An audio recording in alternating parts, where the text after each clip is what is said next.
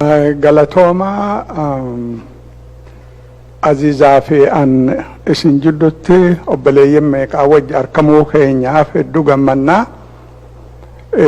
Asitti obbo Baqqalaa arkuu kiyyaaf lataa namaan hedduu jaaladhu, nama beekaa, nama dhuga'aan afaan keenya beeku, afaan keenya beekinsa qofa kan hin ta'in rakkoo ummata keenya galgalaa ganama walaloon baasu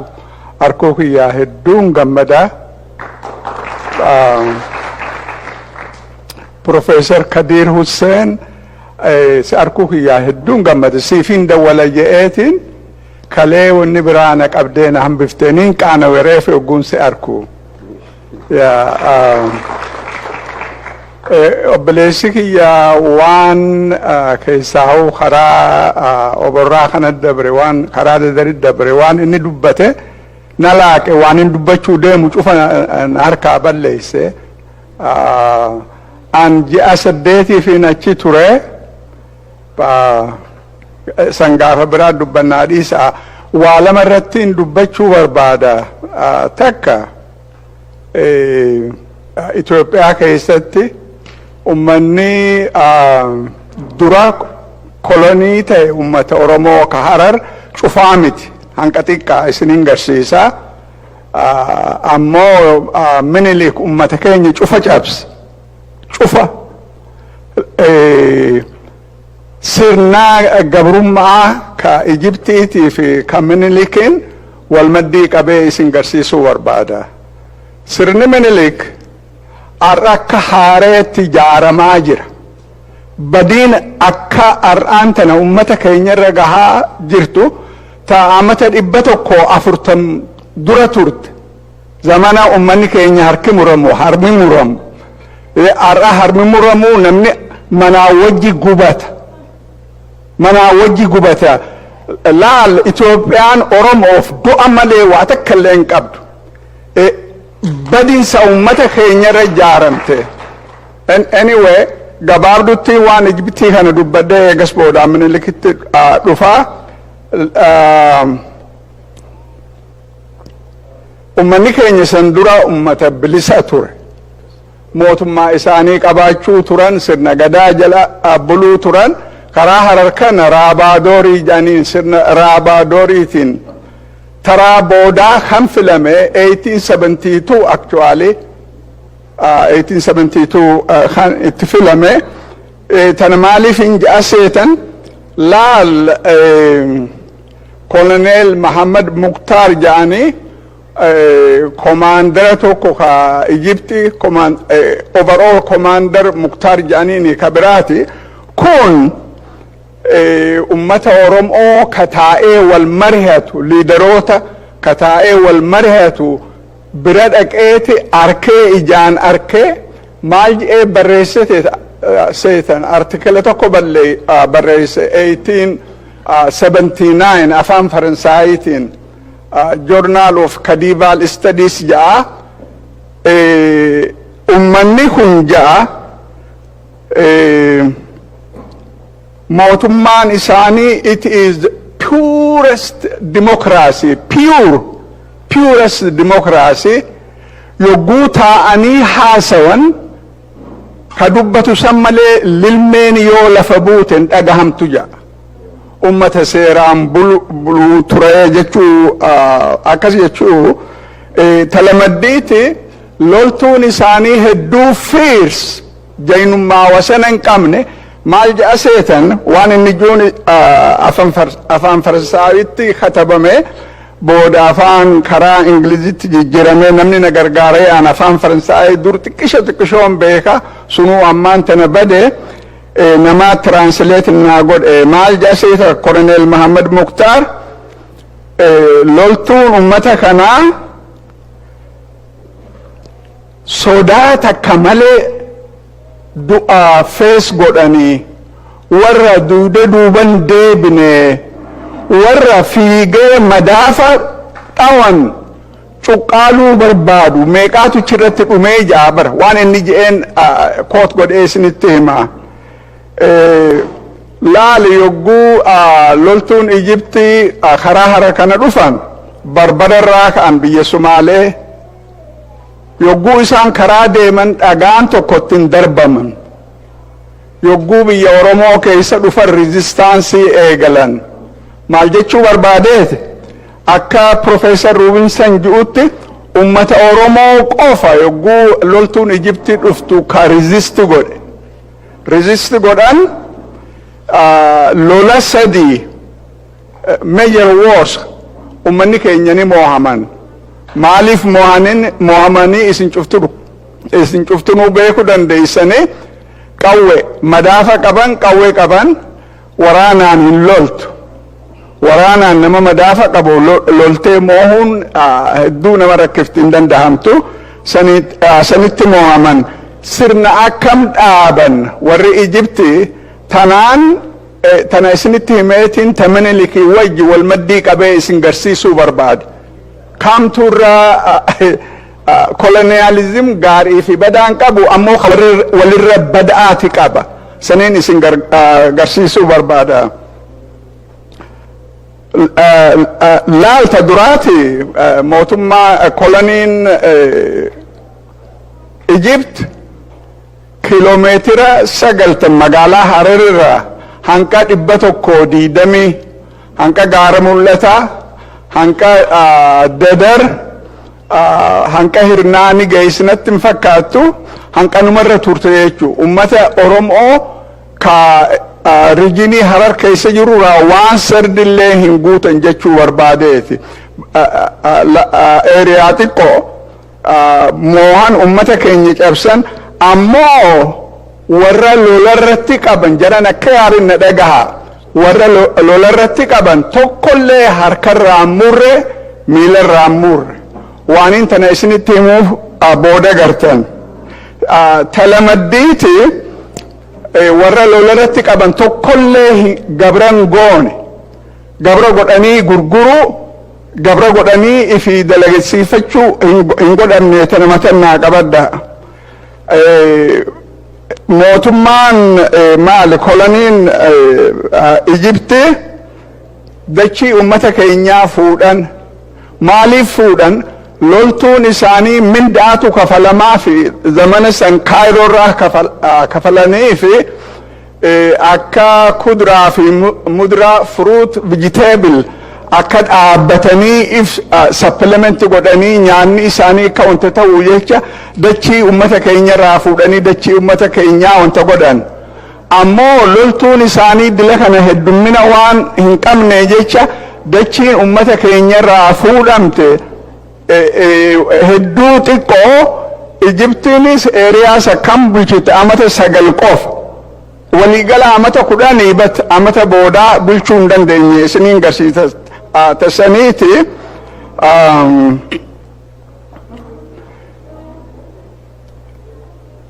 taaksiin mootummaan colonial administration Egyptian colonial administration ummata keenyarratti buuse gosa lama takka loonirraa namni loon qabu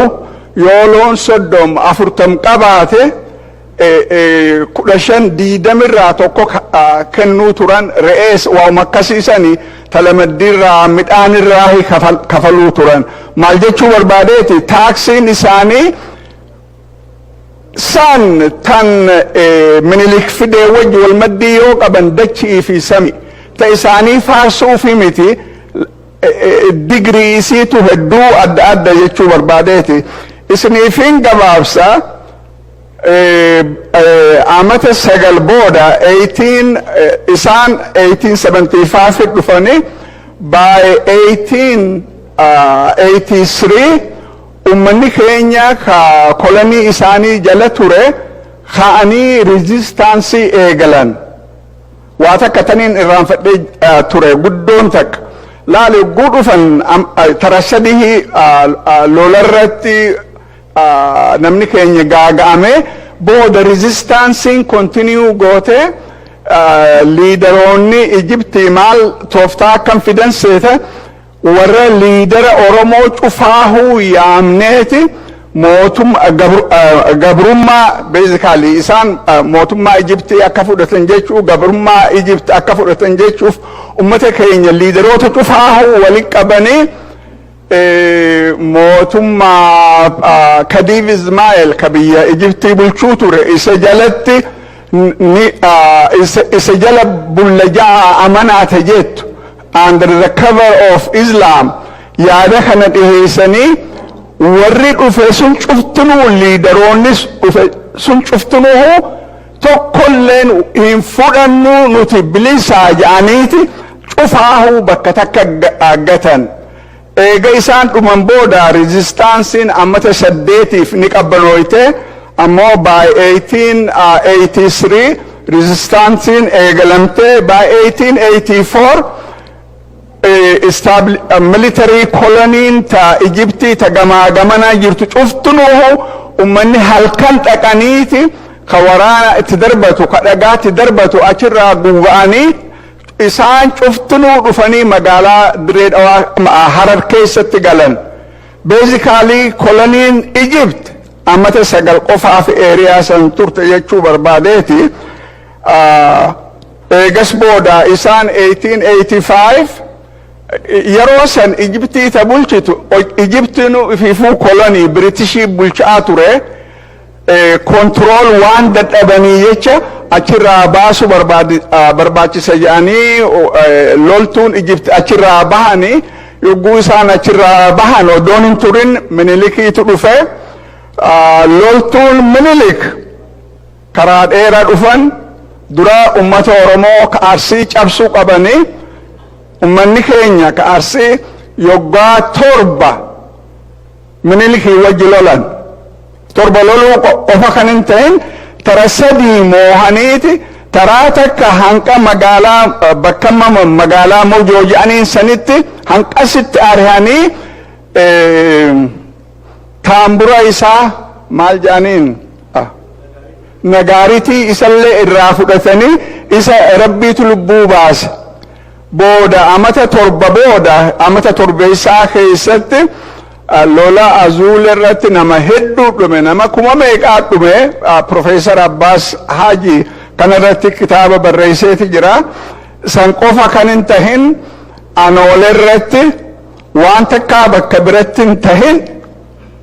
dubartii harma mirgaa muruu dhiira harka mirgaa muruu yoo harka miila mirgaa muruu achirratti nama meeqaa harkirraa muramee yoo harmirraa muramee san bira dabraniiti hamurame kana mormarratti fannisanii ganda isaanitti kagalan tana maaliif godhan seeta nama terrorize godhuuf sirni Itoophiyaa hedduu violence nama terrorize godhanii qalbii namaa cabsanii namni gabra tahee akka bulu godhuuf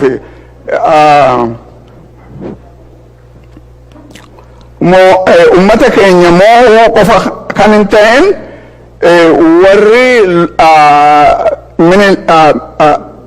dura ituu cabsan ituu keessa yoggaas 3 fixanii yeroon hin jirtu waanis xiqqoo waan hin jarjaruu jecha wahallee hedduu dubbachuu nan barbaachisu lola Calanqoorrattis Minilikiitu moo'e maaliif moo'e loltuu 25,000 warra qawwee qabu qaba Amir Abdullahi mootiin magaalaa Harar loltuu Oromoo loltuu Sumaalee loltuu Hararii hanqi qabu walii gala 4,000 moo 5,000 kun booda dhufan Dirree Calanqoorratti ummanniin amma maqaa dhawe kun ummanni Hararii ummanni Oromoo ummanni Sumaalee bakka takka dhumanii qabrii takkatti wajji awwaalamanii Minilik achirraa ummata keenya cabsaa magaalaa Hararitti galee magaalaa qabate laal warri lola Calanqoorratti qabame tokko harki irraa muramin yoo miilli irraa muramin waan birallee kan muranii jira waan akkasii san hin dubbadhu san bira dabra warri lolarra qabame ni gabrooman carcar keessatti gaafa Dajjaazmaach Abbaa Seexaan achi yoggaa sadii ture nama meeqa gabroomsaniiti waa'in anju'uu miti. Profeesar Timothy Farhan waan katabe nama Ameerikaati dachii bal'ootu ituu keessatti totally depopulated loon isaanii zarafanii dhumanii namni baqatee chiraa deeme dachiin dirree aditti haftee ja'abar nama faranjiita kana katabe san qofa dabranii san bira dabranii ummata keenya gabra godhanii magaalaa dirree adii magaalaa keessa gurguruu turanii bar arsittis kanuma godhan one British traveler in 1886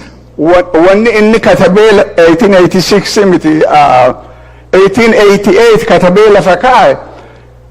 ummanni Arsii asitti guyyaa adiin magaalaa keessa gurguramanii sirni Itoophiyaa tana maaliif hin dubbachuu barbaada namni keenya akka sammuutti qabatu sirna bada sirna violent ka ta'e ammaan tanaas badii ummata keenya irratti ka jaarame ta dhugaatiin isinin jaa waa'in anjuu miti Professor Tashaalee Xibabu nama Amaaraati ammoo he is a very objective historian maal ja'a seetan modern Ethiopia was built on the destruction of Oromo power harka dhibba tokko uuma dhugaa ta'e hanqa ammatti Itoophiyaan baduma ummata keenyaan waa takka qofaan ummata keenya jaalatanii bar du'atti erganii yogguu du'an gabra godhachuu san malee maal waa takkallee har'allee akka ilmoo namatti nama keenya ni ilaalanii bar warra Madagaskar irraa dhufe jedhanii bar ummanni keenya Madagaskar irraa dhufe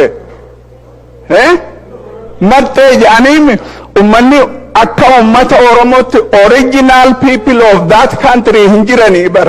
tuffii wasana hin qabneen ummata keenyaa qaban tana maaliif hin aaree dubbadha seetan laal hanqa ummanni keenya jabaatu yoo humna qabaanne malee abadan illiitiin Amaaraa haqa ummata keenyaa hin fudhatan tana beekuu qaban wanni ar'aan tana isaan hidhatanii sirni kun diigamuu qaba sirni federaalizim wanni jedhaniin waan biraatii miti sirna Afaar diiguu fi Kasumaalee diiguu fi maal faayidaa qabaaf kan isaan diiguu barbaadan Oromiyaa hidhatanii maaliif biitti firii qabdu heegiree qabdu Oromiyaa 100% control godhu ummata keenya bar jara keenya irra guddaa namaan beeku malee maappii tolchaniiti Oromiyaa kilastara kudhanitti adda addaan baasanii yerootu lola Tigraay ta'e kana amma resistaansii ummanni keenya eegale kanaatu gadin baasin malee sirna san diiganii maappii san baasanii ummanni Oromoo deebi'ee tokko kan taane addaan facaasuuf muratanii jiran lafaa kaaseen jiru waa hedduu waan hin beekuun qaba beeytaa waa takka dubbachuun hedduu namatti ulfaatti namni keenya qilleensa yaa'uun qabu mootummaan amma jirtu tun Minilik irraa eegalee honest to God takkallee exaggerating God sirna sanniin beekaa irra barreessee Minilik irraa eegalee Iyyaasuu Haayile Sillaasee Darg Mallas tokkolleen ummata Oromooti akka kanatti bada'an jiru takka zamana Minilik mana hedduu gubuu turan loltuun yogguu dhufte lallabanii namni baqadhaa jedhanii namni keessaa ba'a ammaan tana namaa wajji mana gubanii bar qaaniin tanaa gadi ni jirti Wallagga keessatti mana 70 faannoon gubde mana 70 nama almost 500,000 people are antana Wallagga qofa keessatti displaced ta'ee jira loon ni zarafamaa ni ajjeefamaa Shawaa keessatti kanuma Gujiitti laal irra guddaan keessan hin beektan taati malee Gujii keessatti guyyaa tokkotti mana 11tu namaa wajji gubate takkaan dhageenya addunyaa irratti dubartiin ulfaa 7 manaa wajji yogguu gubattu takkaan dhageenye laal ummata keenya cabsuu barbaadan mootummaan tun anaaf mootummaa nafxanyaa tafiinxaatu gabrummaa san ummata keenya irra deebisuu barbaadan gabrummaa ummanni keenya ammata 140 sirni jiru kun yoo ammata 4-5 ture afaan oromootiin baruun hin danda'amtu yoo lubbuun jiraatanii ammata 4-5 yoo jira na yaadadha maal jecha afaan keenya dubbatamuun hin danda'amu afaan keenya laatiiniin katabamuun hin danda'amtu kana cufaa maaltu ummata keenya keessaa ba'as waa takka qof qabsooma waboon eegaltee itti jirtu akka laalcha kiyyatti yoo ummanni keenya humna qabaate namni si kabaja addunyaa irratti humna qabaachuu baatu namni garagalee si laalu hin jiru si tuffate keessaa sirnaa habashaa keessatti humnatti amanan isaan ummanni keenya kanan beeku humnatti amanan yoo humna qabaate ati jabaatte haqa keetillee guututti beekuu baatan si kabajan ar'aan tana maaliif waan oromoo dubbatan waboon waan jabaattee jecha bara waboon kabajanutti horte kabajaa ummanni keenya takkaa qabaatanii hin beekin gabaabdutti isiniifin gabaabsa laal ar'aan tana ganama kana silaa bakka waboottiin dubbadha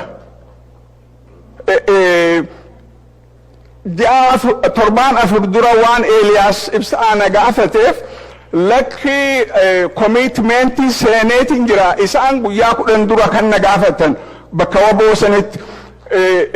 ganama irraa na jijjiiraa zaaboodhaan dhufa je'eeti ganama teenitti as dhufa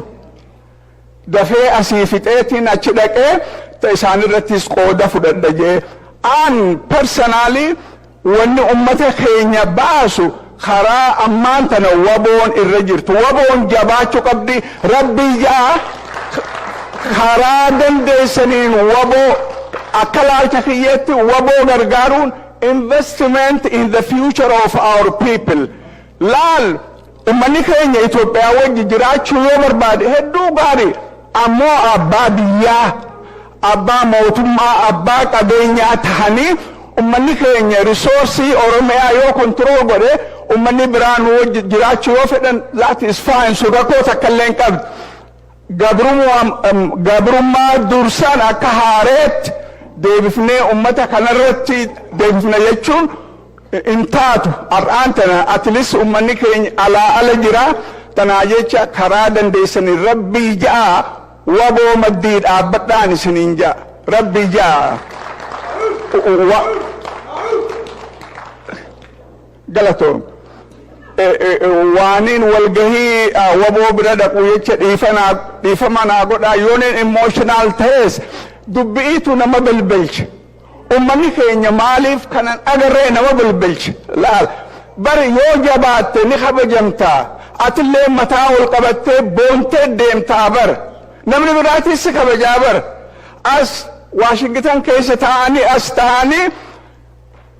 oromoon inni gallaallen jedhanii lallabanii bar ummanni keenya amaaraan inni gallaallen ja'a hin jiru bar ummanni keenya ummata kabajaa qabu Madagaskar irra galchina jedhaniiti siili arraba gatii hin qabne nama arrabsanii tanaa jecha kabajaa haa ifi goonu kabajaa ummata keenya godha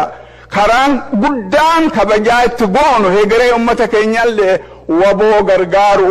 gargaaraa jechuu barbaadeeti dhiifama waan leefu hedduu galatoomaa fixadhaan gama kiyyaan dhugatti dhuguma sanitti mee gutakka seenaa ajaa'ibaa Dr. Muhammad Hassan gutakka nu simaddaa ol ka'aadhaati seenaa ajaa'ibaa nu waree nu simaddaa waan ajaa'ibaati dhuguma sanitti dhaamsi inni dhaammates dhaamsa ajaa'ibaati obboleeyyan kiyya fakkeenyaaf waan takka nu yaadachiisa Dr. Muhammad Hassan waan takka nu yaadachiisa afaan keenya kana afaan oromoodha Sheikh Muhammad Rashad waan dhaammate qaba Sheikh Muhammad Rashad rabbi rahmataa godhuu fi osoon duune dhaammate Dr. Muhammad Hassan Sheikh Muhammad Rashadis osoon duune dhaammate waan takka nu yaadachiise Dr. Muhammad Hassan irra Sheikh Muhammad Rashad afaan oromoo dhaammate ummata oromootti osoo hin dhaammatin obboleeyyan kiyya dhageeffadha yaa afaan oromoo waan si dhaammadhu gaafaan du'ee dabre takkuma na yaadadhu jeen yaa qubee afaan oromoo waan si dhaammadhu gaafaan du'ee dabre takka na yaadadhu anaan qaje viidiyoo jira waan abbamee jiraachuu arraan kana seenaa akkasitti Dr. Mahammad Hassan nutti deebise jechuu galatoomi jennaani fayyaa gahii afran qalloon ummata oromoo kan qabsaa'u hunda cinaa dhaabbatti afran qalloon seenaa ilmaan oromoo kan reefu hayyoonni keenya dubbate san takka takkatti deebisuu barbaaddi ummata oromoo cufa cinaa dhaabbatti jennaa nuu jiraadhu umrii dheertuu. Thank you very much.